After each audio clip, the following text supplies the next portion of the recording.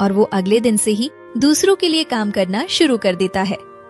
कभी वो किसी बूढ़ी औरत का लकड़ी का गट्ठर ढोता, तो कभी किसी किसान की बोरियां खेत से घर पहुंचाता। बसंत काका उसे काम का ढेर दिलाते जाते और वो पैसे कमाता जा रहा था।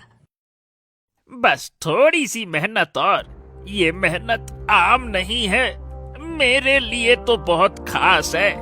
जल्द ही मैं खुद की रजाई खरीदूंगा और मालिक को भी दिखा दूंगा कि मुझे उनकी रजाई चुराने की कोई जरूरत नहीं थी। लोग डोलू के काम के बदले उसे थोड़ा थोड़ा खाना और पैसे भी दे देते थे। डोलू हर एक पैसा एक पुराने टीन के डिब्बे में छुपा कर रखता था। क्या बात है ढोलू, तूने तो बहुत अच्छे पैसा जमा कर लिया होगा। अब तुम जल्दी से अपनी रजाई खरीद लोगे, क्यों, है ना? सब आपकी मदद से हो पाया है काका, वरना मेरी तो सर्दियां ठंड में कुड़कुड़ाते हुए निकलती। अरे नहीं नहीं नहीं नहीं, सब तुम्हारी अपनी मेहनत का नतीजा है। मैंने तो बस रास्ता ही दिखाया था।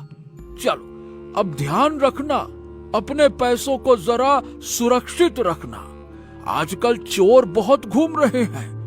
अरे नहीं काका, मैं अपने पैसों को बहुत ध्यान से एक पुराने टीन के डिब्बे में रखता हूँ। कोई भी चोर ढूंढ नहीं पाएगा। आप तो मेरे अपने हैं, इसीलिए आपको बता रहा हूँ। हाँ शाबाश, मुझे तुझसे ऐसी ही होशियारी की उम्मीद थी। अच्छा अब रात होने वाली है, तुम घर जाओ। डोलू दिन भर का काम करके लौटता है और थकान से चूर लेट जाता है। वाह रे वाह, ये तेरी चाल को क्या हो गया? ये तू बहुत थका थका नजर आ रहा है, क्या बात है रे? अब आपको क्या बताऊं मालिक, आपको मुझसे और मेरी थकान से भला क्या मतलब हैं? क्या फालतू की बातें करता है? क्या मतलब है इन सब बातों का? अरे मैंने तुझे इतने दिन पाला है और तू कहता है कि मुझे कोई मतलब नहीं होगा। अच्छा चल ठीक है, गुस्सा है क्या? देख, उस दिन गुस्से में कुछ ज्यादा मार दिया तो क्या इसका मतलब ये हो गया कि मुझे तुझसे लगाव नहीं है? रहने दो मालिक, सो जाओ। आपके पास तो नरम नरम रजाई है, आप मेरी तरफ ध्यान मत दो। आप तो बादलों की दुनिया में सो। डोलू सखाराम से बहुत नाराज था और कुछ दिनों से उसे ठीक से बात भी नहीं करता था। दोनों सो जाते हैं।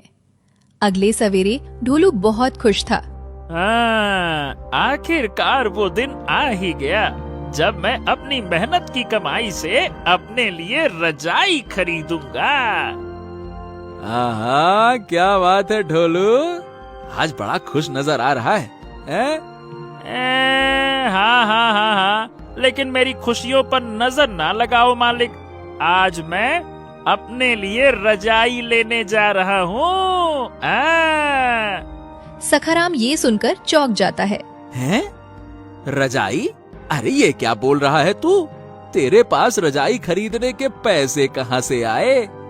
मैंने कमाए हैं, वो भी खुद के दम पर, दूसरों के लिए काम करके मैंने कमाए हैं। ये सब सुनकर सखाराम सोच में पड़ जाता है और तब तक ढोलू अपना बचत वाला डिब्बा खोलता है। लेकिन नजारा देखकर ढोलू की धड़कन ही रुक गई। उसका डिब्बा पूरा का पूरा खाली था। हैं? अरे ये कैसे हो गया? अरे रे रे रे रे। मैंने पूरे गांव में मेहनत मजदूरी करके पैसे जमा किए थे, ठंड में कांप कांप कर काम किया था, और मेरे पैसे, सारे के सारे पैसे चले गए। अब मैं कैसे लूंगा रजाई, कैसे लूंगा?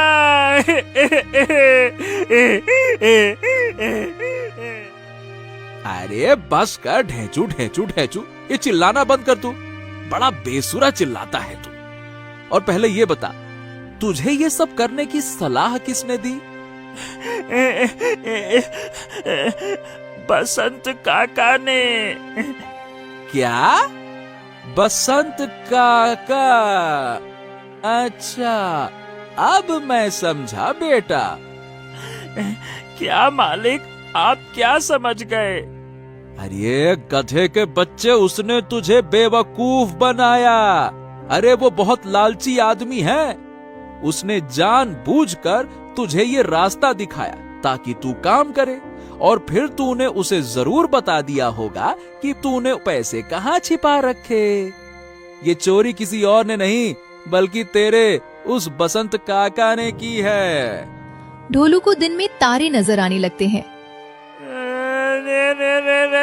रे हाय हाय हाय, मैं इतना बड़ा बेवकूफ कैसे हो सकता हूँ? मैं उस बसंत काका की बातों में आ गया।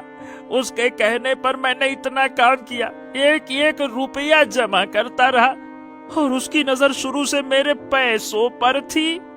यानी कि वो सही समय का इंतजार कर रहा था ताकि चोरी कर सके। रे। हाँ, अब तेरा दिमाग बहुत तेज दौड़ रहा है, लेकिन क्या फायदा, अब तो तेरे पैसे गए, वो तुझे बेवकूफ बना गया। ढोलू बहुत उदास था और वो सखाराम से निराश होकर कहता है,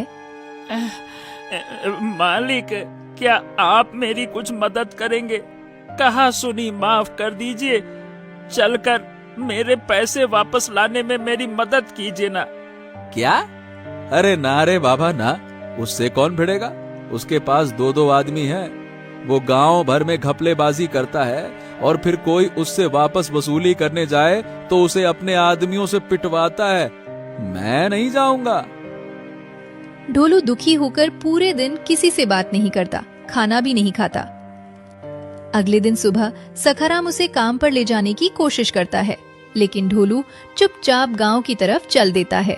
अरे अरे अरे कहाँ चल दिया? अरे काम पर चल। अरे अब क्या चोरी होने पर मातम मनाता रहेगा क्या? कहाँ चल दिया? अरे सुन तो। काम करने का मन नहीं है मेरा, अब कोई मकसद ही नहीं है काम करने का। इससे अच्छा तो मैं जाकर किसी की यूं ही मदद कर दूंगा, बिना किसी स्वार्थ के। कम से कम उससे मेरा दिल तो हल्का होगा।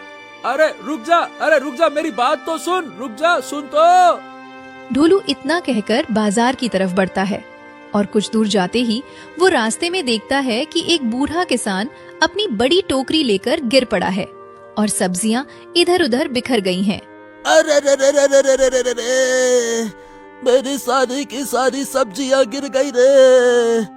ओहो, चिंता मत करो बाबा, रुको, मैं आपकी सारी सब्जियां उठाने में मदद करता हूँ, और चलो आपको जहाँ जाना है वहाँ तक छोड़ भी आता हूँ। ढोलू खुद अपनी पीठ पर किसान की भारी टोकरी उठवाता है और उसे बाजार तक पहुँचाता है। अरे वाह मेरे प्यारे बच्चे, तेरा बहुत बहुत धन्यवाद, तूने मेरी मदद कर दी। सुन, मेरे पास देने को तो ज्यादा कुछ नहीं है, लेकिन ये ले, ये रख ले तू। बूढ़ा किसान ढोलू की तरफ एक पोटली बढ़ाता है। बेटा, ये बहुत कीमती ऊन है, मैं इसे किसी को नहीं देता, बस बाजार में ही बेचता हूँ। मेरे दादा परदादा ये काम करते आ रहे हैं, लेकिन आज तूने मेरी बहुत बड़ी मदद की है, वो भी बिना किसी स्वार्थ के, इसीलिए ये तू रख ले बेटा। हैं? क्या सच में बाबा? आपका बहुत बहुत शुक्रिया। वैसे ये ऊन तो बड़ा मुलायम ऊन है।